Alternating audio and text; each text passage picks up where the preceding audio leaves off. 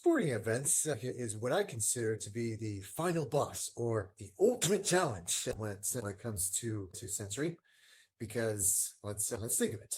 They're loud with the ears because not only that they're very overwhelming when it comes to very loud noises to sounds, but it can also be It can be quite stimulating to the eyes. Crowds cheering and the crowd cheering. And also seeing the game. So much is going on.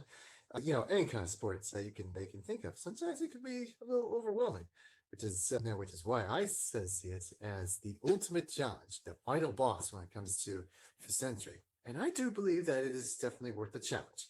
So what do? Well, we gotta build these things up. We gotta build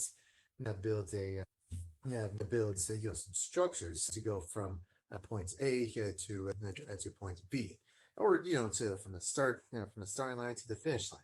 So, for example, before you go into a sporting event in person, perhaps a good place to start is to maybe watch the games on your television sets, or even play video games that involve sports.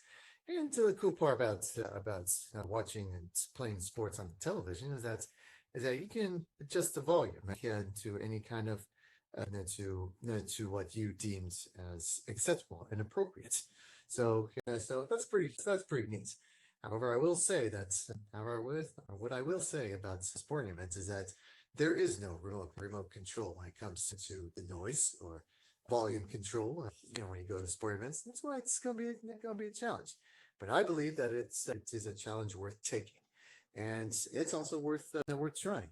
Now, of course, this is not about saying, hey, you should do sports, or you should go into any sporting event and all that kind of stuff.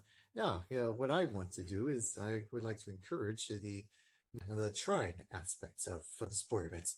And of course, everyone's different. Don't have to be sensitive or have autism to either enjoy sports or maybe not enjoy sports as much. But what I will say is that they are worth trying. And if you like it, great. If not, then that's